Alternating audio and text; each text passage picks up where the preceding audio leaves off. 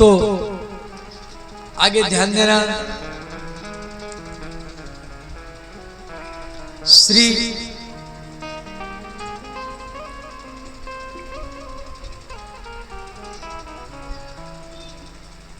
भगवान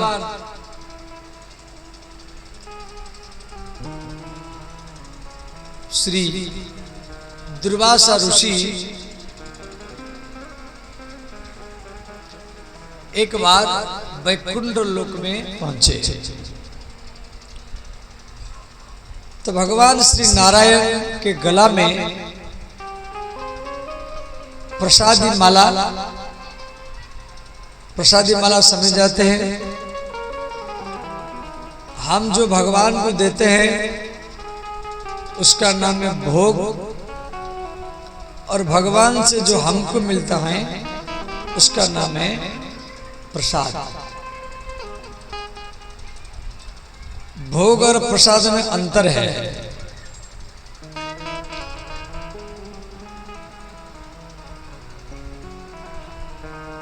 हम जो चना हो, चिनोरी हो, बूंदी हो, लड्डू हो,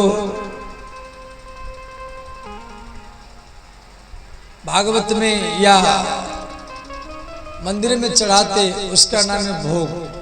उसमें आपका भाव छुपा हुआ है, इसलिए छुपा के लेते हैं, पर्दा लगाते हैं। भगवान देखते हैं इसमें कितना भाव है, इतना अपना प्यार कृपा भर के भेज देते हैं, तो उसका नाम है प्रसाद। प्रसाद उसको ज्यादा मिला, मुझे कम मिला, ऐसा कभी सोचना नहीं है। प्रसाद जितना कम होता है इतना ज्यादा लाभ मिलता है। प्रसाद आपको मिला, आप अपने पति को दो, अपनी पत्नी को दो, अपने बच्चों को दो, उसको आप जितना बांटेंगे इतना भगवान प्रसन्न होंगे। प्रसाद को अकेला खाना नहीं चाहिए।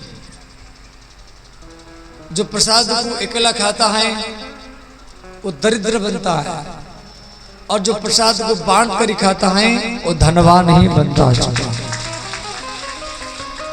प्रसाद को जितना बांटेंगे, मान लो आप मिश्री है या हलवा है, लड्डू है, केला है, कोई मीठा है, आपके पास कोई आदमी नहीं है, किसको बांटेंगे?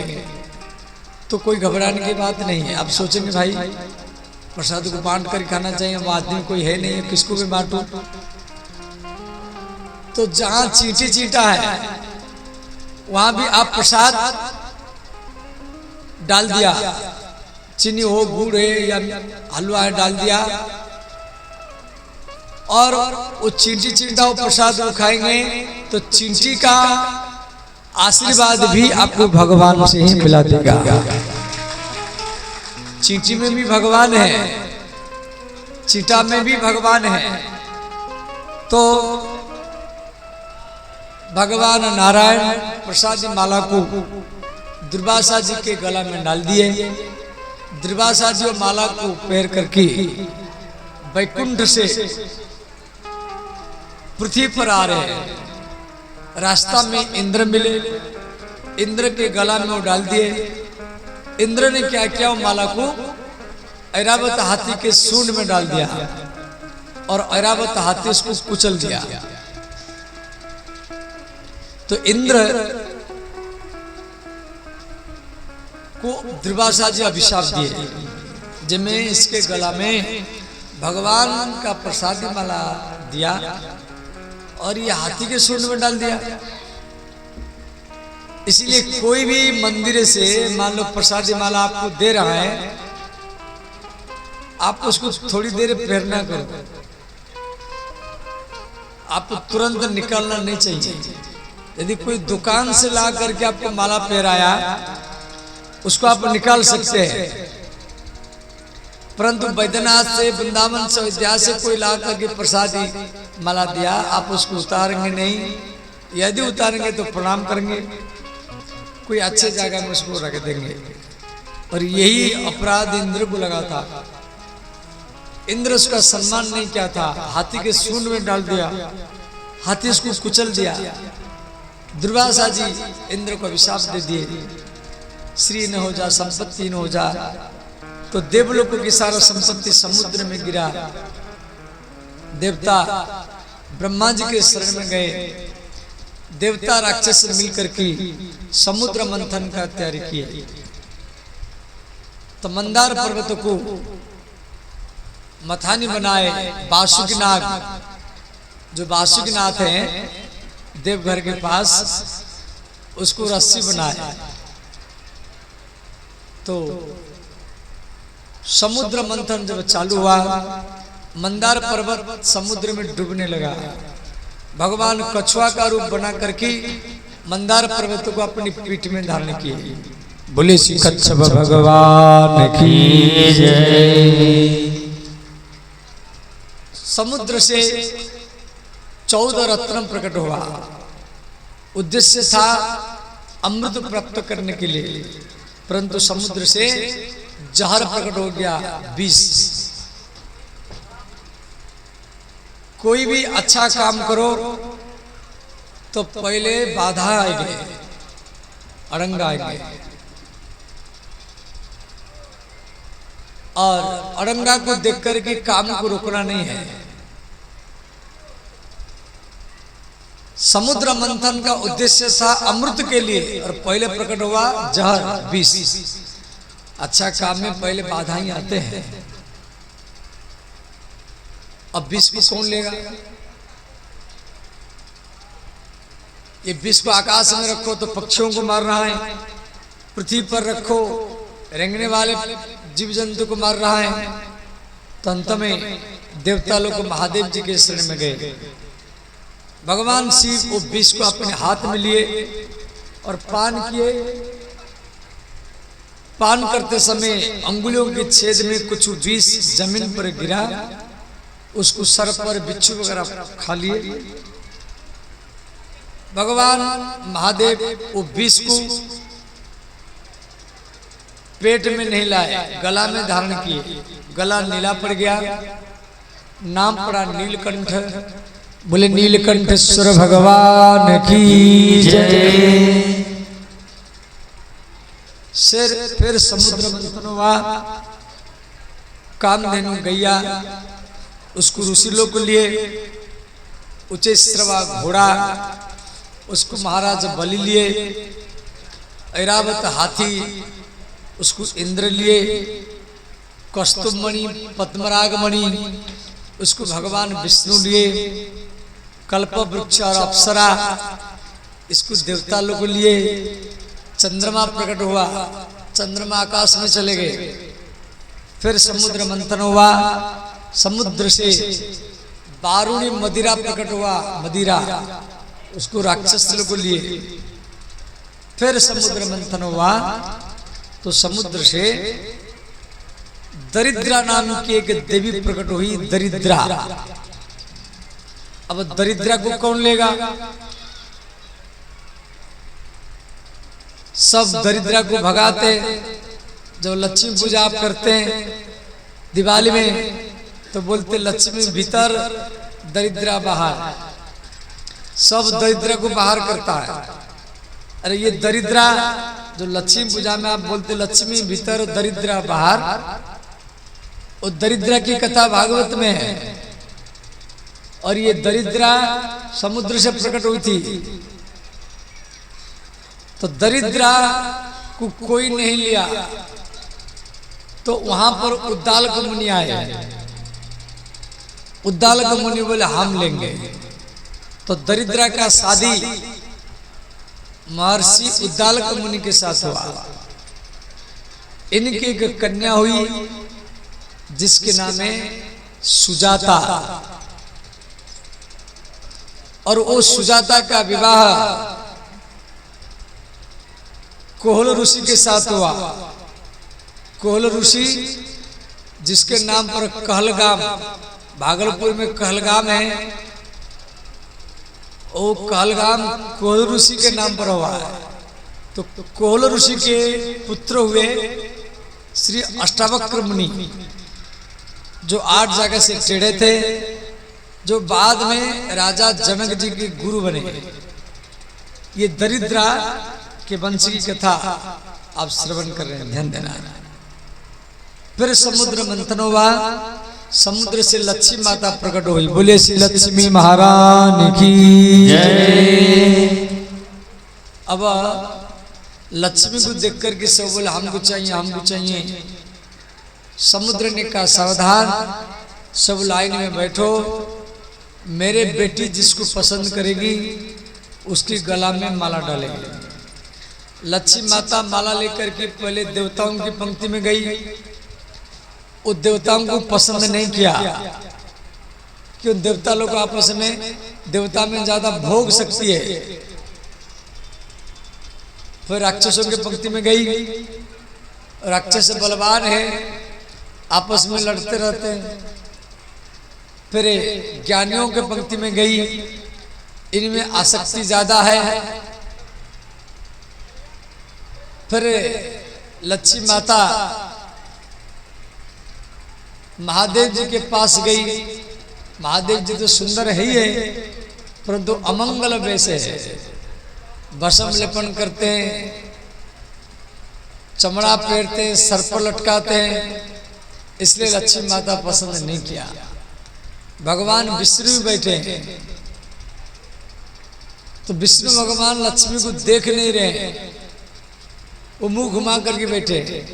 तो लक्ष्मी माता क्या की, भगवान नारायण के गला में माल्यार्पण किया। बोले श्री लक्ष्मी नारायण भगवान की जय।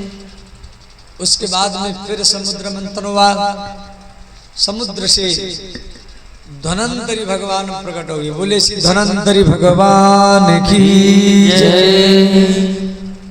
धन्वंतरी भगवान के हाथ में अमृत कलश है, और अमृत कलश को राक्षस को ले गए। तो देवता लोग भगवान विष्णु के शरण में गए। बोले भगवान, हम समुद्र मंथन किया और ये अमृत कलश राक्षस लोग को ले गए। भगवान बोले चिंता मत करो, आप हारे हैं और हम आपका पक्ष लेंगे। देखो, जो समाज में जीत करके, जो समाज में जीत करके जिंदगी बिताता है उसको सम्मान मिलता है, और समाज में जो हारता हुआ जिंदगी बिताता है उसको हरि मिलते, भगवान नहीं मिलते। तो भगवान विष्णु देवताओं का पक्ष लिए एक सुंदर स्त्री के रूप में आए, मोहिनी। बोले श्री मोहिनी भगवान की जय। और भगवान के मोहिनी रूप को देख करके राक्षस लोग मोहित हो गए। राक्षस लोग अमृत पाने के लिए आपस में लड़ रहे थे, और सब राक्षस मिल करके वो अमृत कलश को मोहिनी भगवान के हाथ में पकड़वा दिया। बोले देवी, आप थोड़ा सा बांट दो। तो भगवान मोहिनी अमृत बांट रहे हैं। एक पंक्ति में देवता बैठे, दूसरी पंक्ति में राक्षस बैठे। मोहिनी भगवान देवताओं की ओर से अमृत बांटना चालू किए। बांट रहे देवताओं को और देख रहे राक्षसों को। तो भगवान मोहिनी प्रत्येक राक्षसों को देख रहे हैं, और प्रत्येक राक्षसों को ऐसे लगा ये मुझे पसंद करती है। तो एक राहु नाम का राक्षस था, वो देवता का रूप बना करके सूर्य और चंद्रमा के बीच में बैठा। भगवान उसको भी अमृत दिए, वो अमृत पी लिया। तो सूर्य चंद्रमा दोनों मिलकर के भगवान को शिकायत किए। बोले भगवान ये तो राक्षस है। तो भगवान सुदर्शन चक्र से उसका मस्तक काट दिए। वो दो हो गया, राहु और केतु। आज भी सूर्य को चंद्रमा को वो हमला करता है, जिसको हम लोग सूर्य ग्रहण और चंद्र ग्रहण के रूप में मनाते हैं। तो अंत में मोहिनी भगवान अंतर्ध्यान हो गए। राक्षस लोग बैठे अमृत की लालसा में, राक्षस लोग को बोल रहे भैया अमृत कहाँ है? दूसरी ने कहा वो बांटने वाली कहाँ गई? तो दिखाई देने रहे। अब देखो देखो कहाँ गई अमृत का से लेकर कहाँ चली गई? तो मालूम पड़ा ऐसा साक्षात भगवान विष्णु, ये भगवान विष्णु सुंदर स्त्री के रूप में आए और देवताओं को अमृत पिला करके चले गए। तो देवता राक्षस आपस में लड़ने लगे। उसमें राक्षस लोग को मरते रहे कि देवता लोगों को तो अमृत मिल गया था। नारद जी आए, युद्ध बंद हुआ। तो जो बच्चे कुछ राक्षस थे, नारद जी उनको बोले जे आपके गुरु का नाम है शुक्राचार्य, जैसे देवताओं के गुरु का नाम है बृहस्पति, ऐसे राक्षसों के गुरु का नाम है शुक्राचार्य। तो नारद जी बोले आप अपने गुरु को लाओ, जितना राक्षस मरे हैं सबको जीवित करो। क्यों? उनके पास में मृत्यु संजीवनी विद्या है। तो शुक्राचार्य आए, सबको जीवित कर दिए। बलि महाराज मर चुके थे, वो भी जीवित हुए। उसके बाद में बलि महाराज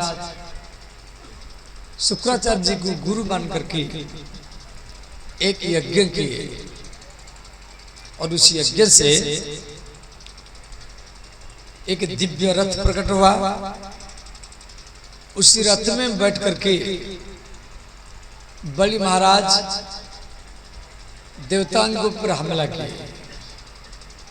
देवता लोग भयभीत होकर के स्वर्गलोक को छोड़ करके भाग गए। तो देवताओं की मां का नाम है अदिति, राक्षसों के मां का नाम है दिति। दिति माने जहां दो हो, माने भेद बुद्धि हो, वहां राक्षस जन्म लेते हैं।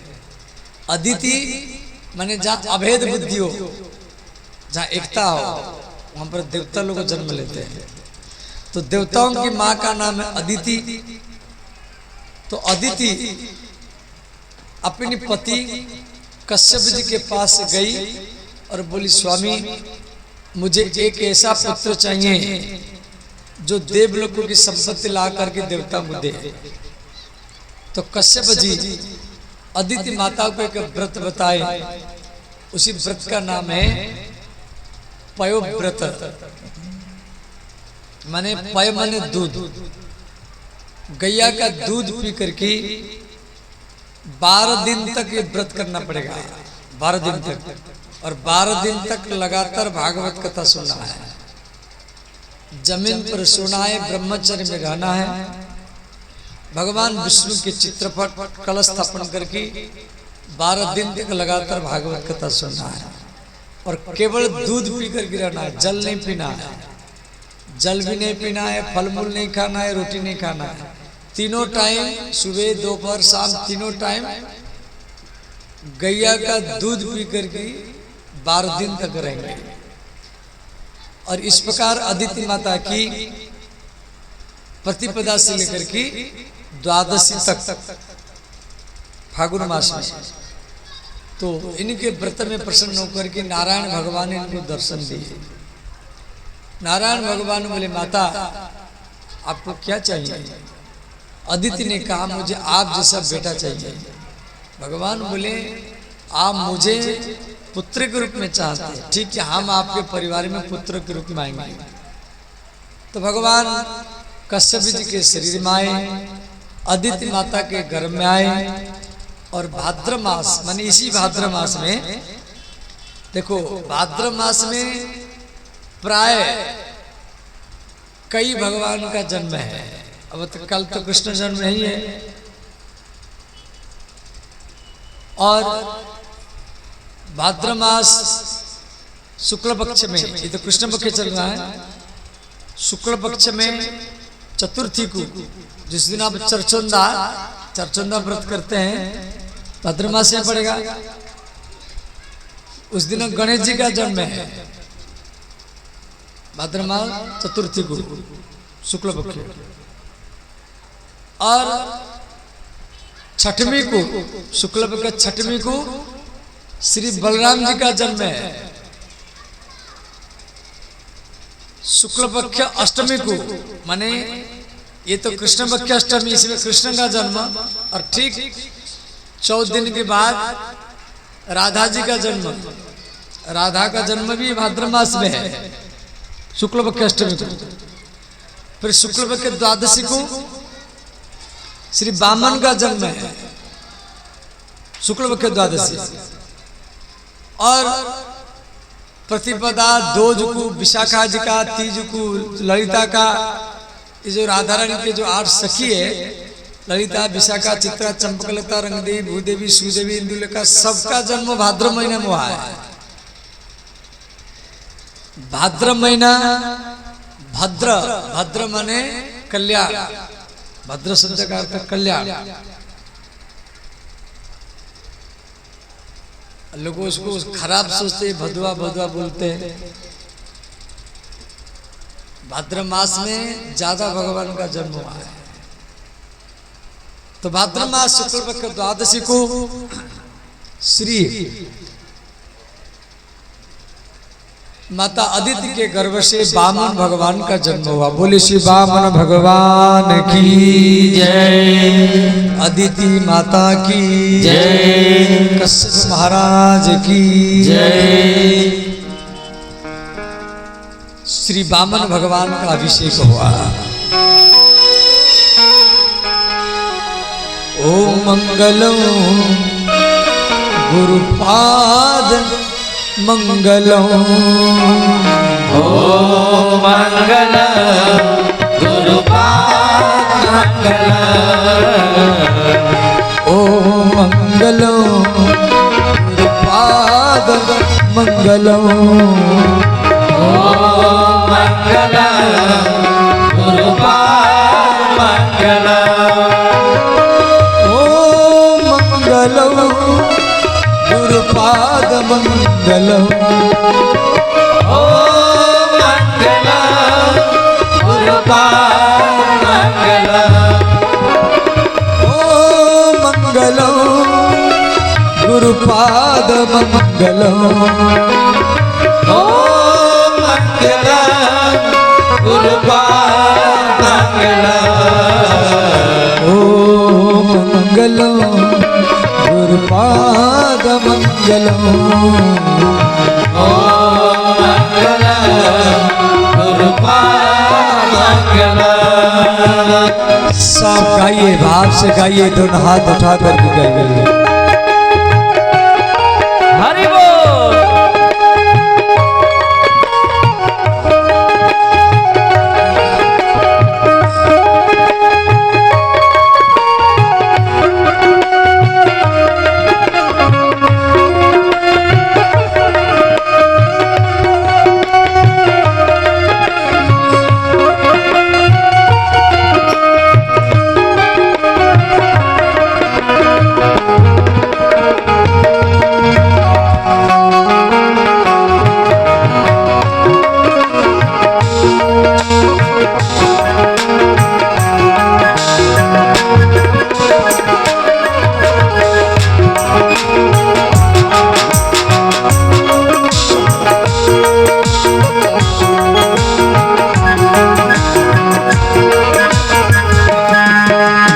मंगलम, ओम मंगलम गुरुपाद मंगलम, ओम मंगलम गुरुपाद मंगलम, ओम मंगलम गुरुपाद मंगलम,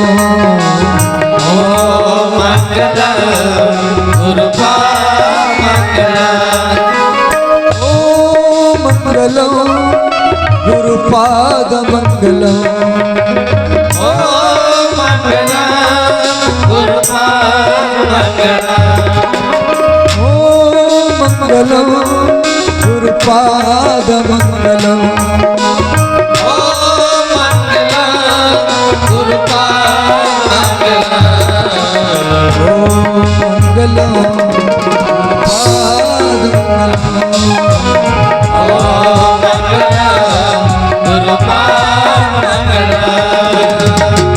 सब गाइए दोनों हाथ उठा।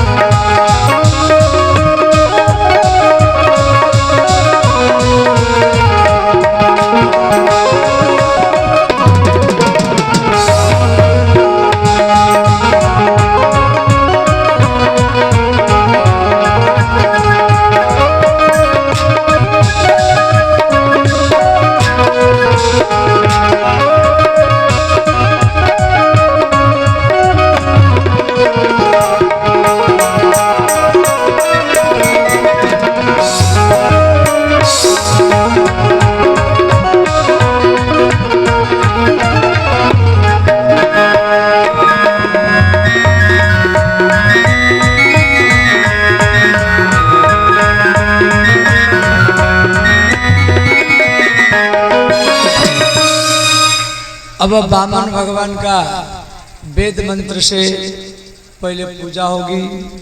मुख्य जजमान जजमानी वरिष्ठ कार्यकर्ता वामन भगवान का विधिवत भाव से पहले पूजन करें।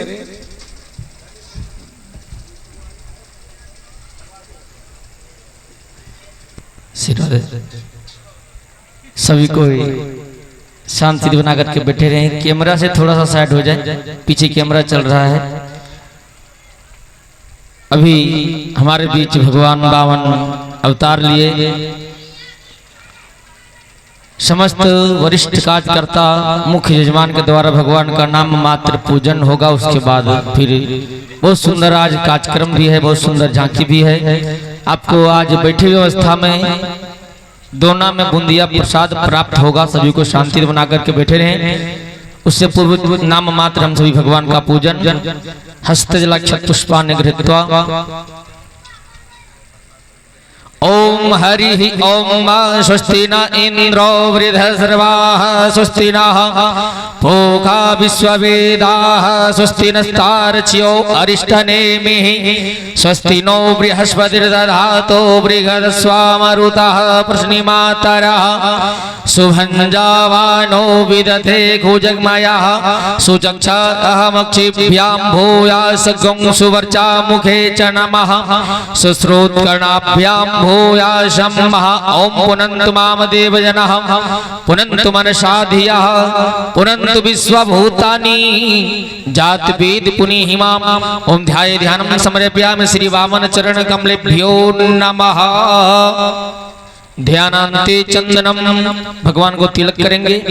कस्तूरी तिलकम ललाट पटले वक्षस्थले कौस्तुभम नासाग्रे मोक्तिकाम करतले वेणो करे कंगनम सर्वांगे हरिचंदनम सुललितम कंठे च मुक्तावली गोपस्त्री परिवेष्टितो विजयते गोपाल चूड़ामणिम ओम चंदनम समर्पयामि श्री वामन चरण कमल विचंदनांते अक्षतम समर्पयामि अक्षता सुरा श्रेष्ठा कुंकुमाक्ता सुशोभिता मया निवेदिता भक्त्या गृहान परमेश्वर अक्षतम समर्पयामि श्री वामन चरण कमले व्यक्षतांते पुष्पम पुष्पमालां माल्यादिनी सुगंधिनी मालद्यादिनी प्रभो मया रहितानि पुष्पाणि पूजार्थम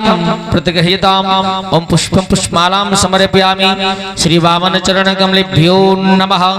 आरार्तिज्ञम ओम हरि ओम चंद्रमा मनसो जात चक्षुः सूर्यो अजायत आरार्तिज्ञम समर्पयामि श्री वामन चरण कमलेभ्यो नमः। दक्षिणा द्रव्यम दक्षिणा भगवान के कमंडल में ही रखेंगे, कमंडल में ही डालिए।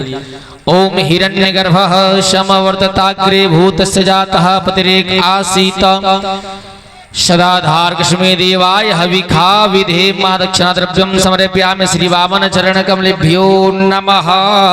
बोलिए वामन भगवान की जय, वृंदावन बिहारी लाल की जय। अब सभी को मंच वाले बैठ जाएंगे। अभी हमारे बीच भगवान अवतार लेने के बाद समस्त वरिष्ठ कार्यकर्ता मुख्य यजमान के द्वारा नाम मात्र भगवान का पूजन किया गया। आपको भी जरूर लगा होगा कि हम भी जा करके पूजन करें, तो मंच पे तो संभव है नहीं, क्योंकि मंच भर जाएगा, फिर भीड़ अधिक होगी, भगदड़ होगा, इसलिए आप अपने स्थान में बैठे रहें। जिस प्रकार भगवान 52 रूप लेकर के राजा बलि के यहाँ गए थे भिक्षा करने के लिए, राजा बलि तीनों लोग बल्कि शरीर तक भी दान कर दिया। आपको वो सब नहीं करना है, जो भी श्रद्धा विश्वास हो भगवान के मंडल में अर्पण करेंगे, आशीर्वाद प्राप्त करेंगे।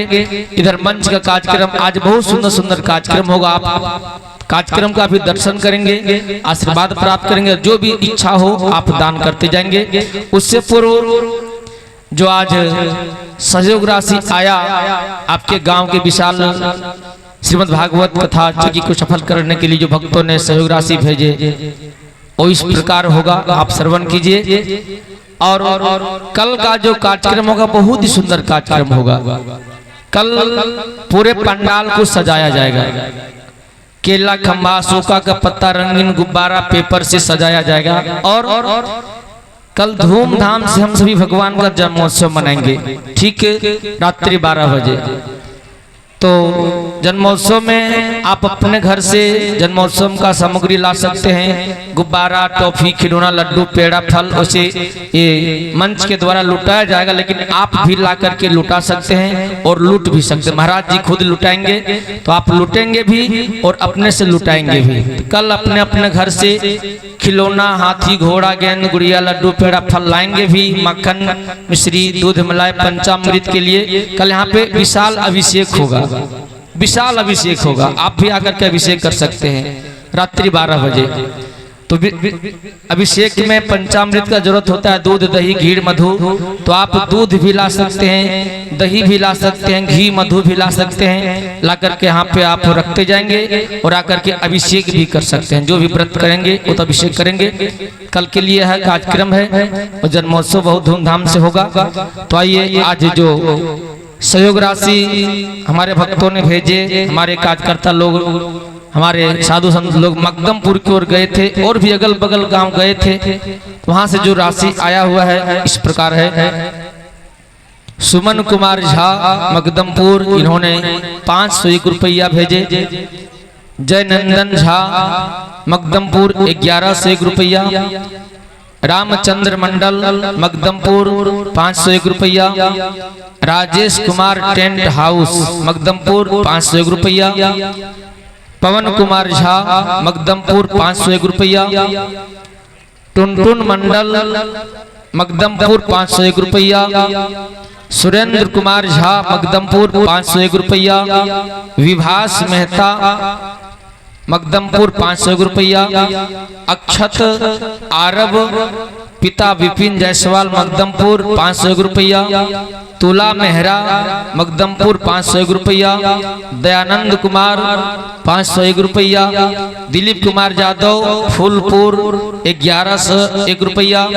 दिनेश प्रसाद मेहता दीरा टोला 1501 रुपया। सबों के नाम पर जोरदार तालियों का स्वागत। चक्रधर प्रसाद यादव मकदमपुर 501 रुपया। मनोज मेहरा मकदमपुर 501 रुपया। जय जय राम यादव वंश गोपाल 501 रुपया। नंदलाल यादव वंश गोपाल 501 रुपया। सोनेलाल यादव वंश गोपाल 505 रुपया। रामविलास यादव वार्ड सदस्य वंश गोपाल 501 रुपया। शिव नारायण जायसवाल वंश गोपाल 1101 रुपया। अनंत डॉक्टर साहब वंश गोपाल 501 रुपया। पिंटू कुमार दूध डायरी वंश गोपाल 501 रुपया। इन सबों के नाम पर जोरदार तालियों का स्वागत।